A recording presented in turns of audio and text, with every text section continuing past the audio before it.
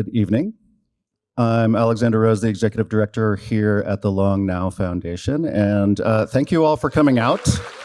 Federal government often gets the most attention, and strangely, it's the local and the state governments that have the most power and effect on our lives. And that's especially true in the recent weeks. It's also why I'm very excited to welcome our speaker tonight, Michael Tubbs, who started his career as the youngest mayor in the country and did some of the most radical and interesting experiments in local government that we've seen so far. Welcome, Michael Tubbs.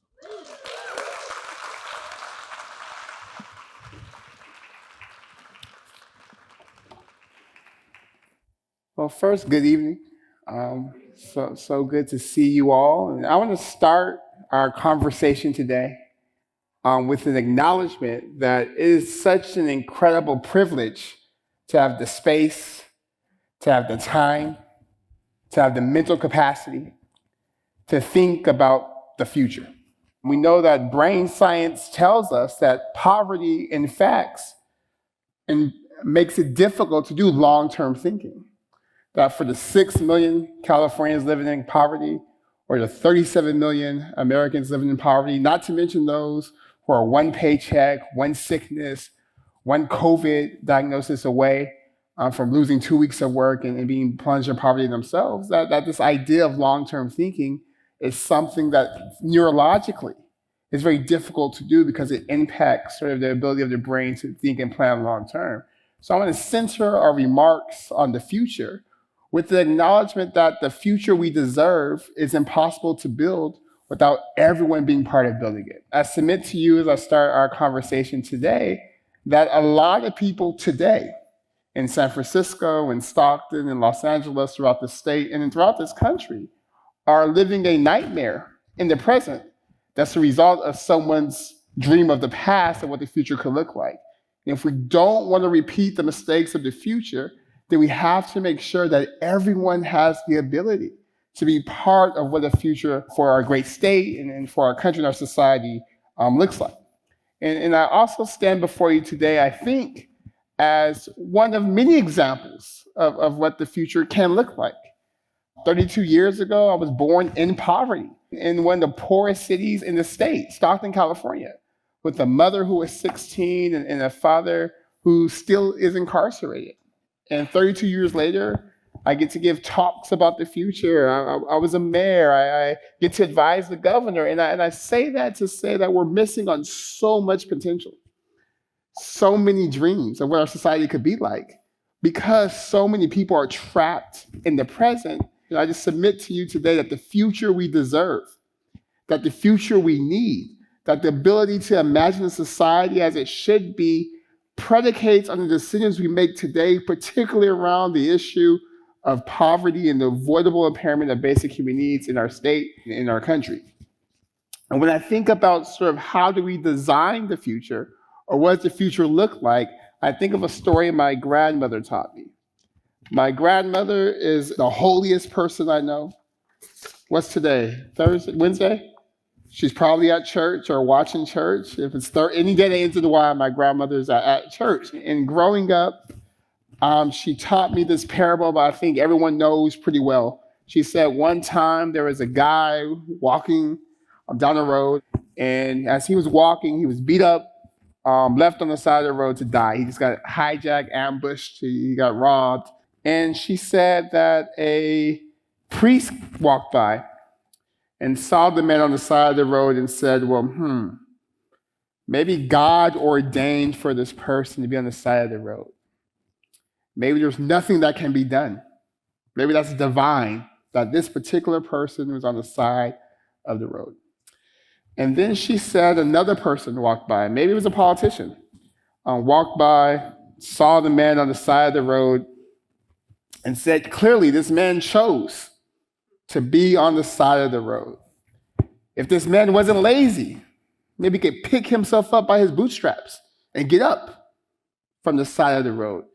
Maybe if this man was smart, he could find a way to get a job, to pay for a horse, so he could get up from the side of the road. That if maybe this man had worked harder in school, or if this man had been at the right place at the right, if he had just made better choices, he would not be left on the side of the road. And then she said a Samaritan came by and saw the man on the side of the road and sort of got down from his horse, got down. It's probably a woman, actually, when you think of the story. Like, it's a good Samaritan woman. She got down on the side of the road, bandaged his wounds, made sure he had a nice room at the Presidio Hotel, and made sure he was good and on his way. And I think oftentimes when we think of policy, or if we think about the future, we think the future requires all of us to be good Samaritans. And I submit to you today that even that's not enough. And that's not enough because if you look at the road in which the story took place, the Jericho Road, it's a narrow road that's conducive for ambushing. The road is known as the Bloody Pass, meaning that a person on the side of the road wasn't abnormal, that a person on the side of the road wasn't surprising, that in fact, by design, the road was designed in such a way for there to be people left on the side of the road. And I submit to you, as we think about the future, it's not enough to think about being good Samaritans. It's not enough, and it's important for all of us to understand our common humanity. It's not enough to believe in this notion of universal human dignity, but we have to do the hard work of restructuring the road, because again, this road was structured for violence. That no one should be surprised to see a person on the side of the road when there's easy places for robbers to hide in ambush, where it's narrow and it's hard to get help. And I submit to you today, as we think about the future, the present is a good teacher, and that all the outcomes we complain about, to the crime you guys talk about and the drug use in the Tenderloin, to the educational outcomes we see. There was just a smash and grab at the Chanel store in LA yesterday, that all these things are actually predictable based off how our society in the present is structured. And that's what I tend to call the setup. So I'm gonna spend a couple minutes just to list a couple of the actions of government, of the folks we vote for, the things we pledge allegiance to, that have created the outcomes we complain about. So bear with me as we go through a little history lesson. What we know in terms of the present we inhabit was based off actions of the past.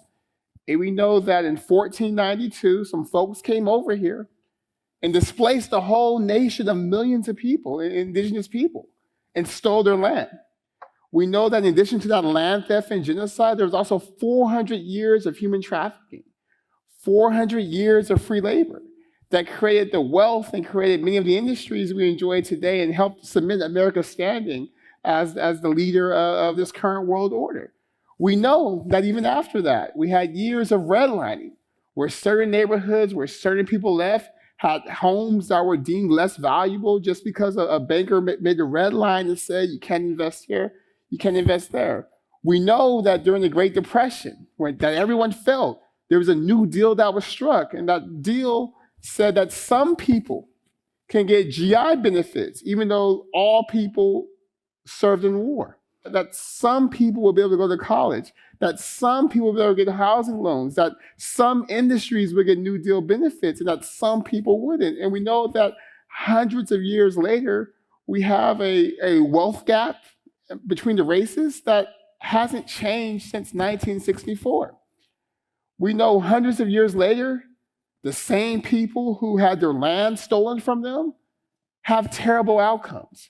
We know hundreds of years later, the same people who worked for free for 400 years and were trafficked and raped and brutalized have terrible outcomes. We know that 400 years later, we have those same folks doing similar types of labor in our prison system, fighting fires, doing municipal services, all for below the minimum wage. And we know that if you look at any indicator of success and any indicator of failure, if I showed you a picture, if I showed you a neighborhood, if I showed you a street, everybody in here to a T could guess what's successful, quote unquote, and what's not.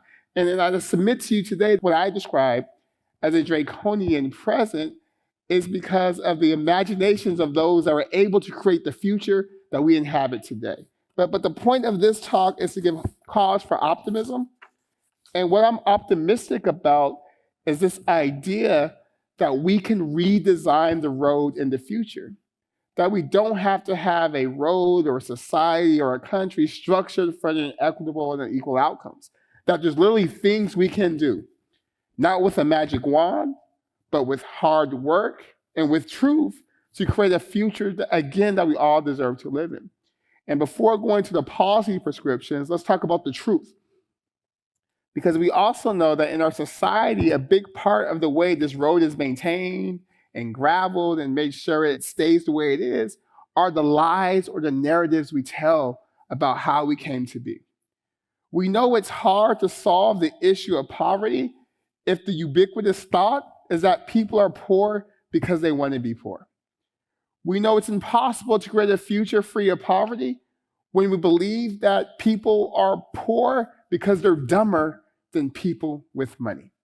We know it's difficult to imagine or create a world or a future free of avoidable impairment of basic human needs when we believe that somehow that there's a natural order to things, that somehow this hierarchy of human value we tolerate in our society is okay. So the first thing we have to do when thinking about the future is tell the truth.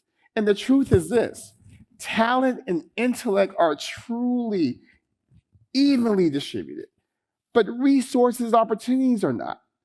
The folks I went to school with at Stanford weren't necessarily smarter naturally, biologically, genetically, than the folks I grew up with in Stockton, but they had the best schools, the best teachers, the best summer enrichment programs, the best tutors for 20 years after already being born with an insurmountable head start. We know that the truth is that we miss out on so much.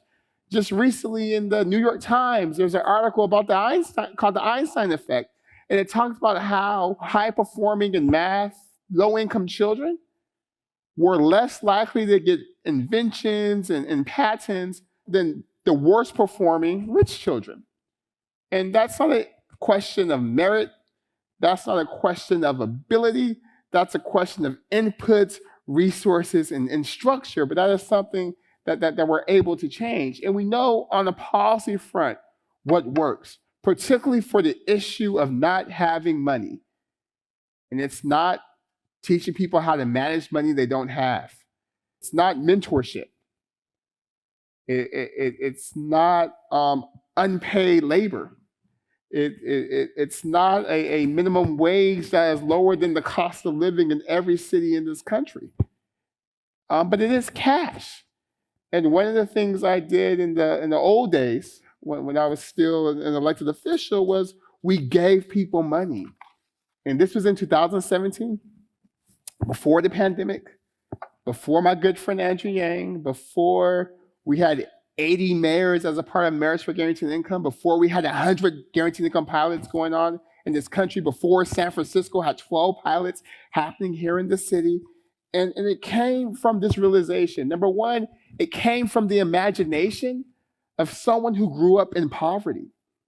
It took someone who grew up in poverty to start the first basic income program in the country. And I just want to pause there for a second, because I think it's incredibly important in this conversation about the future to understand that those most impacted by the problem have solutions.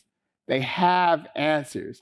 They have the radical imagination needed to liberate us from some of the nightmarish lies we've all internalized. And it was really that lived experience that gave birth to this idea that let's try giving people money. And what we saw is no surprise, because people are people.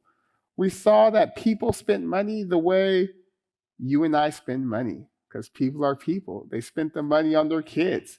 They spent their money on utilities. They spent their money on food.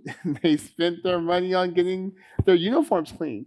And we also saw that the money did not make people stop working. Wow. The $500 was not enough for people to stop working. Instead, what we saw is that people were able to work more, because we saw that for folks living on the margins, for folks living in poverty, that $500 was a difference between affording childcare or not. That $500 was a difference between being able to get your car fixed or not. That $500 was the difference from being able to take time off your job where you don't have paid time off, so you can't go interview for a better job without the risk of losing money, and say, you know what, I'm going to bet on myself and go ahead and do an interview and get a full-time job that pays more and allows you to work less, as we saw time and time again. And 5 years later, now we have, again, 80 mayors who are saying, yes, let's figure out what guaranteed income looks like. We had a child tax credit, which cut child poverty in half, and somehow folks in DC thought that was a bad idea and said, with inflation coming, let's end the child tax credit, let's make all the kids poor again. We have momentum around this idea, and I think the future has to be one where we all agree that no one should be poor, that no one should live in poverty, that no one should be homeless. And if those sounds like radical notions, they're not, because you don't live in poverty, you don't live in scarcity, you don't live unhoused and unsheltered.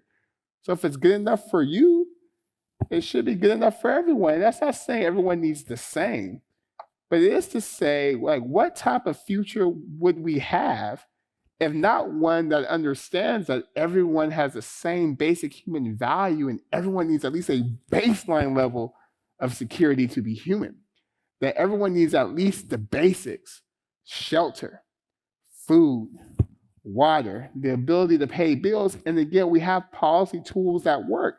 And the question is building the political will to get there. And again, I think that goes back to the narratives around how do we talk about the present and how do we talk about the future, and who do we allow to participate in the conversation around planning for the future. Another policy solution we can do that will literally end the wealth gap in this country would be baby bonds. It's been researched, it's been theorized. There's literally bills in the state legislature, there's literally bills in the US Senate now that says if you put just a little bit of money, a little bit of seed money in a child's account when they're born, and you let it grow, children have assets so that the mistakes of the past don't have to dictate or narrow their future. And again, we know what it can do. There's been models, there's literally bills in Congress now, there's a bill in the state legislature that just passed, at least for kids with COVID. But this is something we can do today to prepare for a future where if there's gaps in wealth, they're truly gaps based off ability. If there's gaps in wealth, they're truly based on gaps in effort, not based off gaps in government intervention, not based in gaps of marginalization, but gaps really based off merit. And I think I was having this argument with one of my friends who thinks about the future differently than I do, is that what I'm saying we should want for the future isn't equal outcomes, but just ones. I'll say it again. It's not about equal outcomes, it's about just outcomes. It's about outcomes that are predicted by the just inputs we put in, and not these wild outcomes we pretend are based off merit, that we pretend are based off ability, that we pretend are based off how hard everyone's working, because that creates the dysfunction, all the isms, the anxiety, the stress that plagues our society are far too often today. So as I draw to a close, I would say that I am more optimistic than ever the more I think about the future, for a couple of reasons. Reason number one being this idea that this present was created by people. This present was created by folks who had dreams and imaginations and values. And I think if we stick to what we say our values are, or as Dr. King said, if we stay true to what we say on paper, we can really build a future that looks like our values of opportunity, of liberty, and of justice for all. And number two, I'm incredibly optimistic about the future, because for all the ways in which the present isn't what we want to be, sometimes I get heartened when thinking about the past was even worse. Like, for all the ways in which it feels like we're moving backwards, from the very real consequences of the Roe v. Wade decision recently, to the very real consequences of gutting the Voting Rights Act, to the very real consequences of attempted coups and insurrections, there was actually a time in this country where things were worse. And, and things only got better because people, even mired in the dysfunction of today, did what this foundation does, did what you all do, and stepped back and said, okay, but what can tomorrow be? And also, it's incredibly inspiring because we have the opportunity to bring other people into that future planning process to really speak from experience about sort of how the future could look different, particularly for those on the margins, because the next invention to make our life easier, it's not on Sand Hill Road. It's not in the Presidio. It's probably some little kid in Hunters Point breathing environmental toxins. It's probably a young person in South Stockton hearing gunshots at night.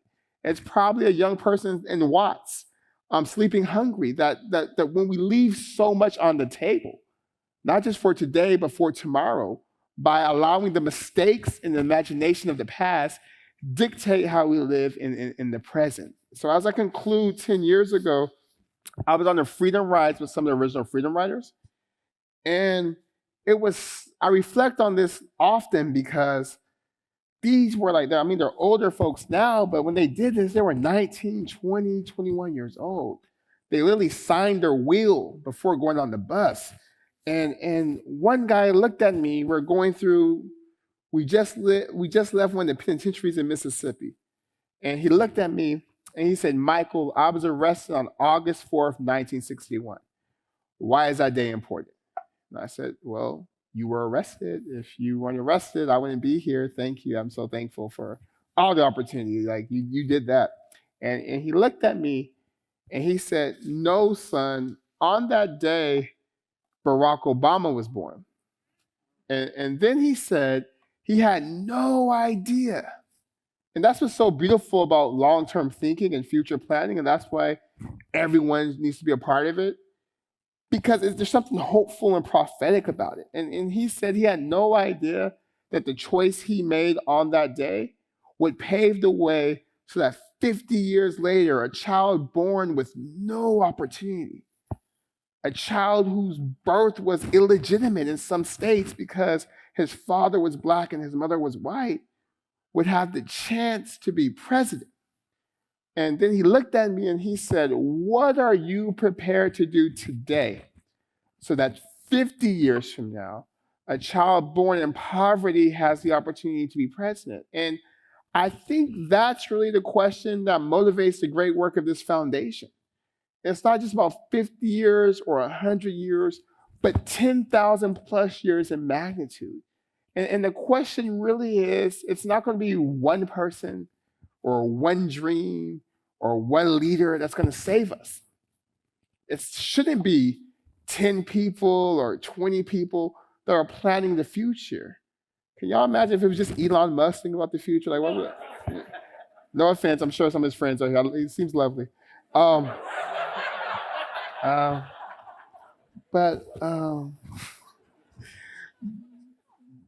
But it's on each and every one of us every day to think about what our values are and we line that up with the answer to this question: what are we prepared to do today so that 10,000 years from now, there's a society, there's a country, there's a civilization that looks back at this day and wonders, how did they think that?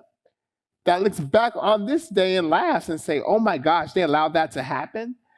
What are we prepared to do today so that tomorrow, all the things that are imperfect today seem silly, seem antiquated, in the bright tomorrow that we create is something that our future descendants 10,000 years from now viewed as inevitable? Like, how do we create a society that 10,000 years from now, those who look at us as ancestors and are reading about us in history books, look like we look sometimes and say, oh yeah, this was always going to change. This was always going to happen. Like, eventually they figured out that women should have the right to choose, full stop. That no one should be poor, that no one should be hungry, that no one should be unhoused? And that answer to that question really lies in what we do each and every day. So thank you all for what you're doing. Thank you all for what you will do, and looking forward to the rest of our conversation.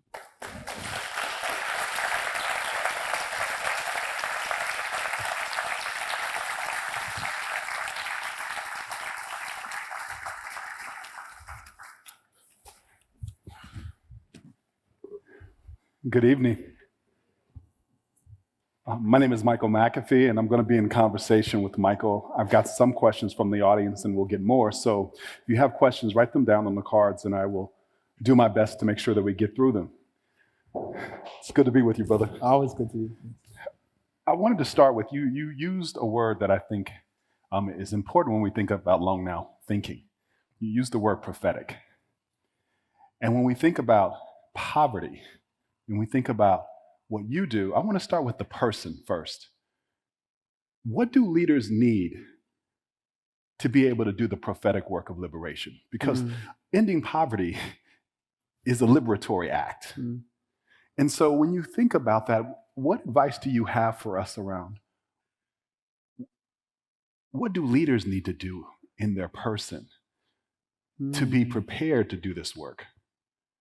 And I know it's not absolute and it's a journey, but where do you recommend we start? No, I'm pausing because that wasn't in the questions you sent me. So let me think.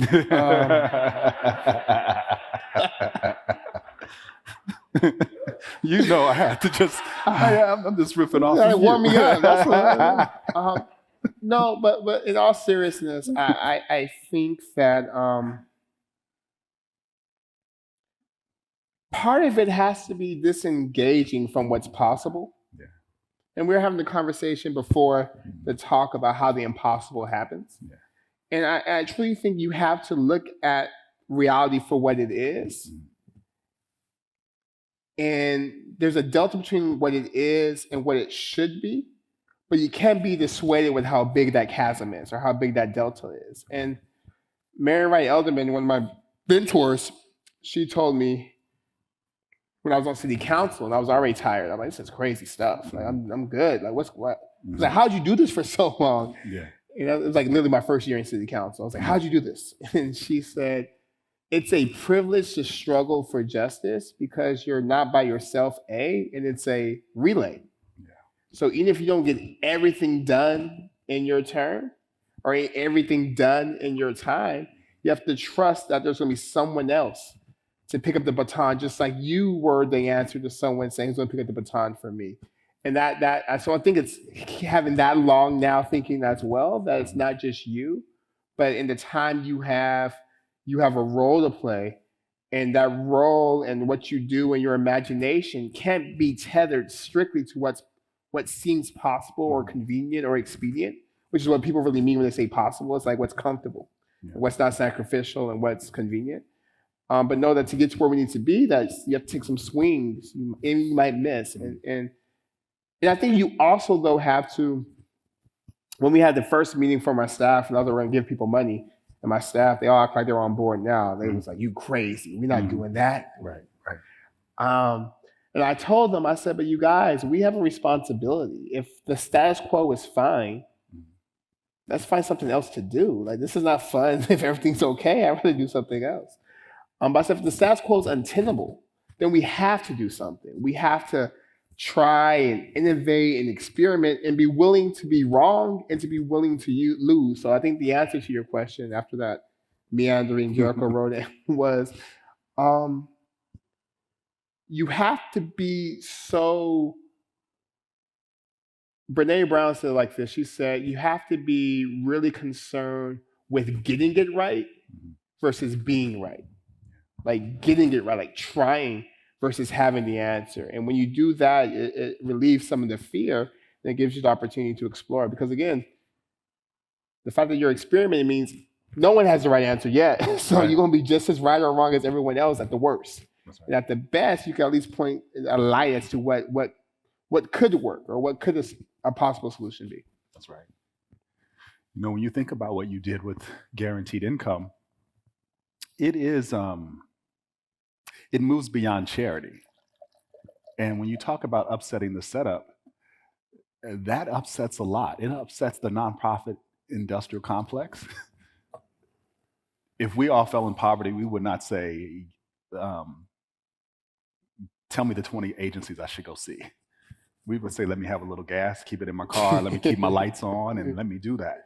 How do we go from where we are at now, where we have a charity mindset, we have that Samaritan mindset, versus the mindset that is necessary to reimagine government systems, reimagine nonprofit systems, to do the most elegant thing, which is directly put cash in people's pockets? Yeah, I really believe it stems from this, and it's no one's fault. We grow up in a society where it's programmed in us and ingrained in us that if folks have less, something's wrong with them, that they're the problem.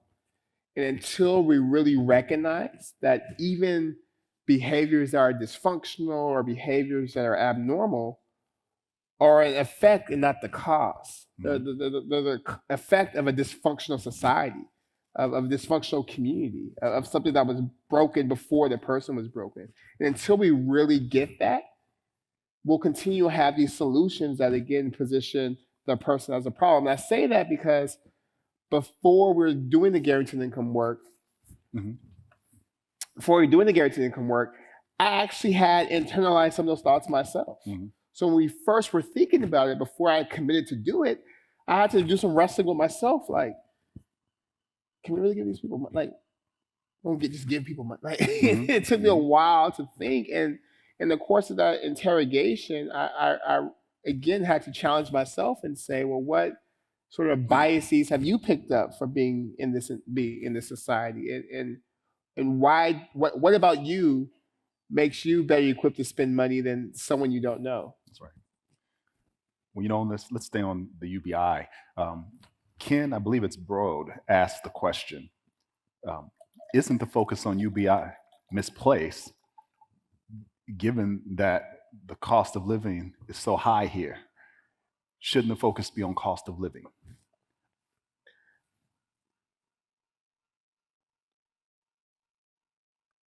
So UBI or a guaranteed income isn't a panacea, far from a magic bullet. And we have to be able to walk and chew gum and do multiple things at once. So the powerful thing about guaranteed income or universal basic income, one of them is this idea of income volatility, that particularly if you are one paycheck away or two paychecks away from poverty, your income is incredibly volatile depending on the circumstances, irregardless of cost of living. Like if your tire bust, if your kid is sick, if you're you need to take time off work, etc. And the guaranteed income helps sort of smooth that, so it builds economic resilience.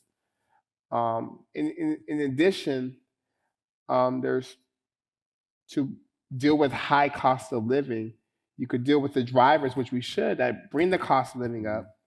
You can also make sure people have more money to help pay for those costs. So I think, in a way, as solutions go, a guaranteed income may be not a perfect solution, but if there's one thing to do, maybe the best solution to deal with all the ways in which lack of cash makes life difficult for folks. Thank you. Kevin Kelly asked the question, what other solutions are there? And I want you to respond to something in relationship to this question. Sometimes when people ask me what are other solutions, I say the first solution should be to stop harm, to see the systems of oppression that are right in front of you that are undercutting this good work. Say like a municipality that chooses to enact excessive fines and fees in poor neighborhoods, right? Things like that. You were talking about the design of oppression. So what are some of the solutions, and how do you help people see just the design of cities and states that are automatically undercutting all the good poverty work, anti-poverty work? Yeah. So the LA Times had, a lot of solutions are so simple. The LA Times had a really good article today about homelessness.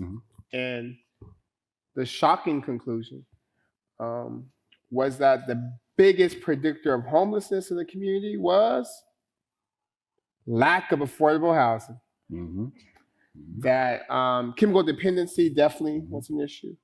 But it's not clear if that's the cause or the effect.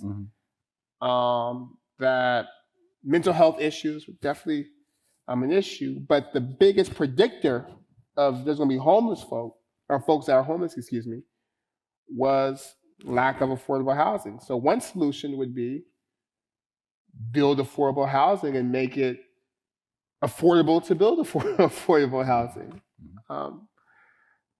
We talked about baby bonds. Another sort of solution would be we know what the cost of living is, or at least what it costs to rent a one-bedroom apartment.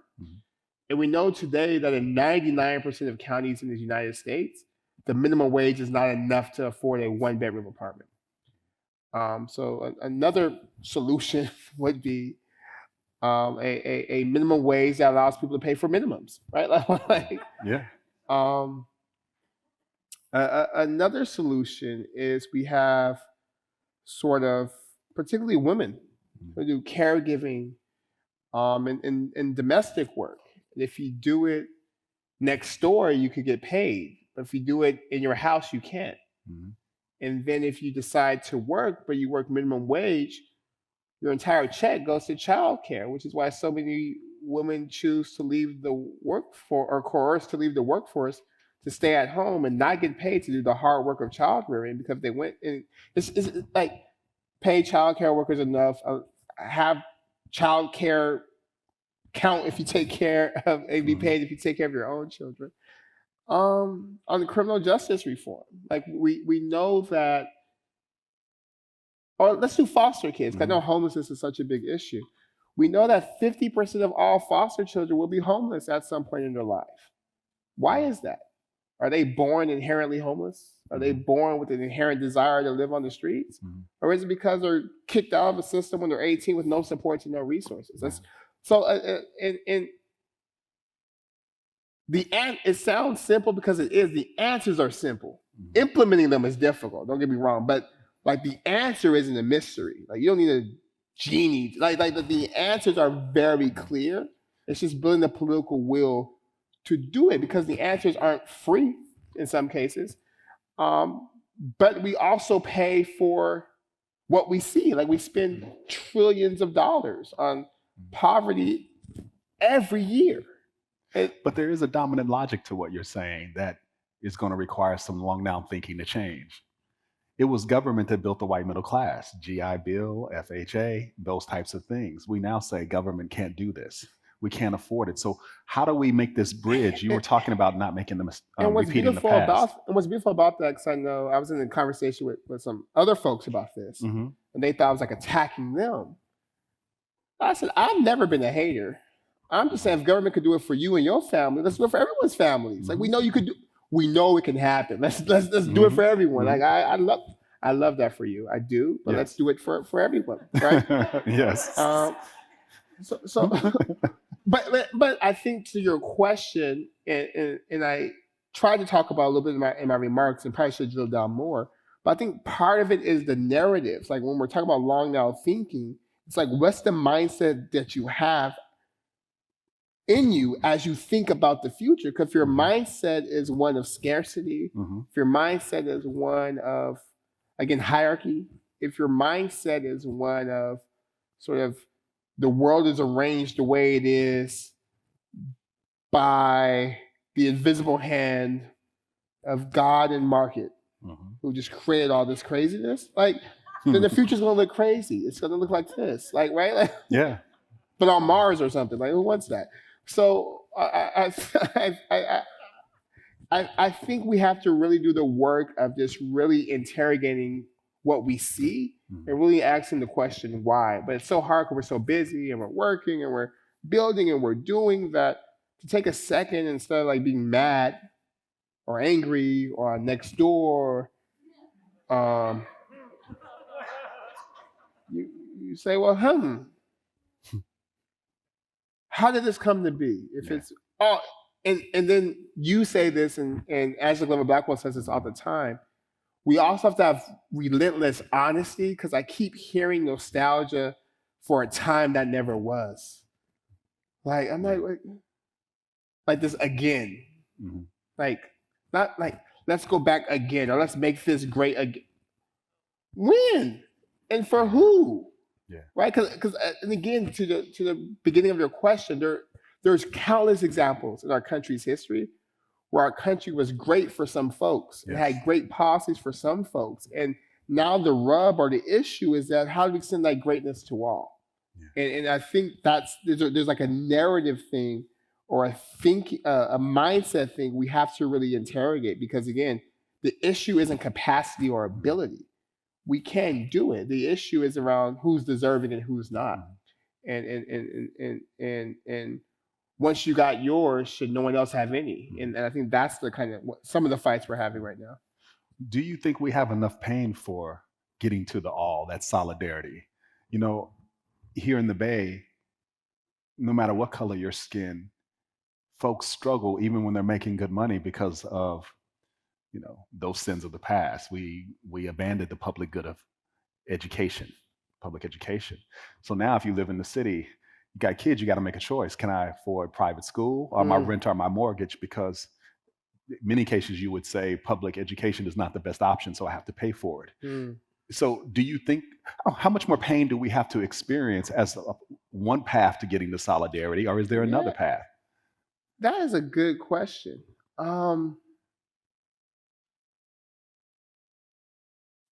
Because it's actually wild how widespread the pain is and how we still have such polarization. I'm like, I get it. You could hate my music, but come on, like let's fix it. Like you poor, I'm poor. Like there's something in common. Let's work on that. So actually, Michael, I don't know. I don't know what it will take. You would think a global pandemic would do it.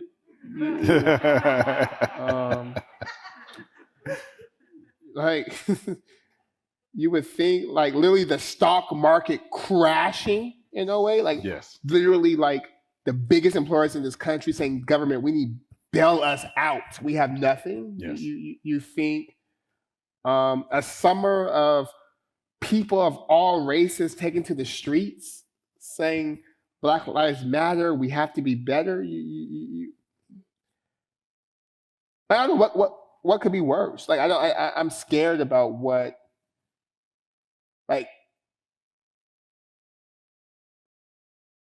are the other options in terms of what's enough of a wake up call. Yeah. And I think that's why the work of this foundation and the work that you all do at Policy Link is so important. This just show people beyond like being human and nice and kumbaya. Like this is about survival. That's right. This is about having a future. Yeah. This is about having a country, a republic, a democracy. So I'm gonna keep talking about it, but I actually don't know what it's going to take. But I hope it doesn't take too much more. I can't do more. That's right. Of this craziness. We need let's just fix it before it gets worse. That's right. Well, let's move into a little bit more exploration of some of the solutions. You know, Leela asked us, we know guaranteed income works. So how do we overcome the objections to it? And to piggyback on another part of this question someone else asked, what cities do you think have the greatest promise for having a breakthrough?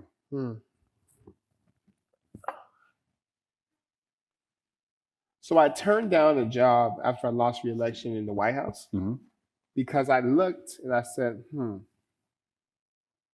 that Senate doesn't look like it's going to be the type of Senate that's going to do things we need done. And I said, but California, there's no excuse because you don't have any opposition party. It's a one-party state. And one party talks about being for liberty and opportunity and progressive and that, which I'm all with that. But highest rate of poverty, so much housing unaffordability, unsheltered people who are unsheltered, etc. So I decided to stay in California and to do the work of End Poverty California and Marriage for Guaranteed Income based in California. Because I want to see, is it a political issue? Is the issue that there's just a political party who doesn't believe in that? Or is the issue something else? Is the issue that regardless of political party, there's a comfort with poverty, there's a comfort with hierarchy, there's a comfort with sort of some people doing really, really bad as long as I feel good. And that's what I'm trying to interrogate. So I'm very hopeful about California, actually, because it's my only hope in terms of how to get these things done. And then I think for all the answers to the question about like, we know what works, why not? We know what works, why not? There's probably a more deliberate and didactic answer, but I think the short answer is this country, our policymakers, and our history suggests that we are fine giving money to some folks and not to others. And we're fine with some folks being poor. And that makes people very uncomfortable to give money to women, for example. And in fact, many people are arguing that the Roe v. Wade decision and the assault on the human rights of women are particularly as women are making gains in economic parity in the workforce, right? Like because they have agency over their body and the decisions they make, or uncomfortable giving money to Black people because Black people are lazy and don't want to work and spend money on alcohol and Jordans. And people would tell me that people would tell me that all the time with basic income. But they wouldn't say Black people. They would say, people, we're gonna spend money on. Like, talk about me, that's how I got these. You're right. I spend money on shoes, like you do. You have shoes on too. Anyway, or we're uncomfortable giving money to like immigrants, or like we just have a discomfort with affording to some folks basic human dignity and just the benefit of the doubt that we do to others. And that's why for like literally we ended a child tax credit. Yeah. For parents with children. We said, you know what? After we did it and it worked, we said, you know what? Despite what you said, I know in West Virginia, my folks are spending the money on. Like, Joe, really? Right. Anyway, I mean, it's supposed to be non-political, so stop asking me these questions.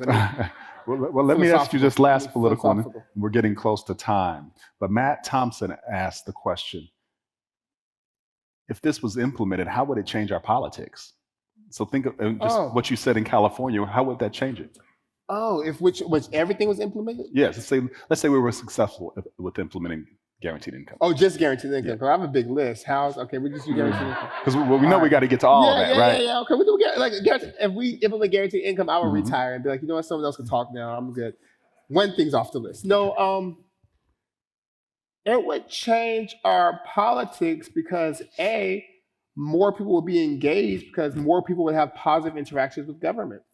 If you're economically insecure, et cetera, your relationship with government is usually punitive. It's usually you need to come to this court day. It's usually you have to get your cars about to get towed. It's usually you owe this bill, et cetera. Versus like, oh, my government sees me, believes in me. And we saw that in some of the data in Stockton that people had a more positive thought about government. I think it would also help restore trust in institutions. That folks would be like, oh, okay, this thing works. It works for me. I see more of my tax dollars coming to me, and that's a good thing. I think it would allow people to engage in politics. We know that in our country, money is a proxy for time. I can't go to city council meetings. I can't go to this commission. I can't volunteer here because I got to work. I got to eat. I don't have paid time off. And we saw it's no surprise, or it shouldn't be a surprise, that the most intense years of labor organizing, of unionization, have been the last couple. Yeah. Because A, there was a pandemic, but B, people had more agency because they had stimulus checks. They had the child tax credit. They had the go to state stimulus. They were able to in a more powerful or palatable position to bargain and to collectively bargain and to say, you know what, actually, I don't, because people always talk about, and one of the things we used to debate all the time was this notion of the dignity of work. Yeah. And that like your dignity, that people want to work because that's how they get their dignity. And what we've seen is that actually people have inherent dignity.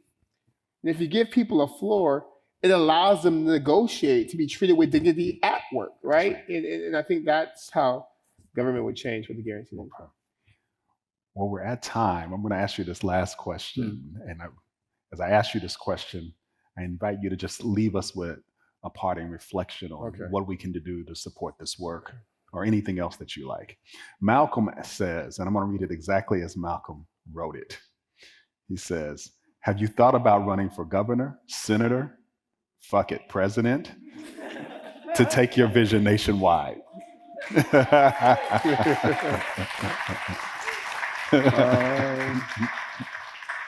Well, thank you, Malcolm.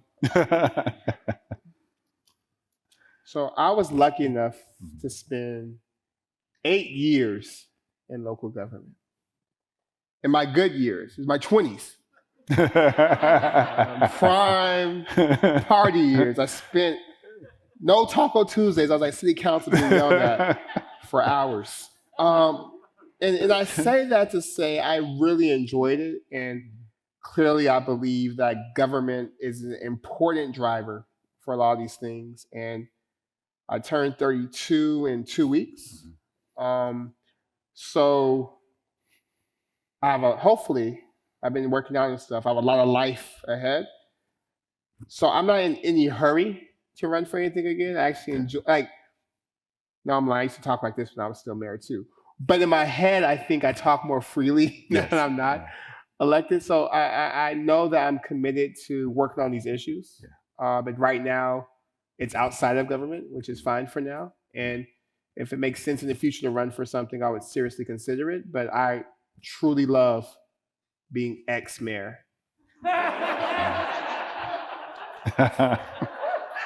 Hilarious, brother.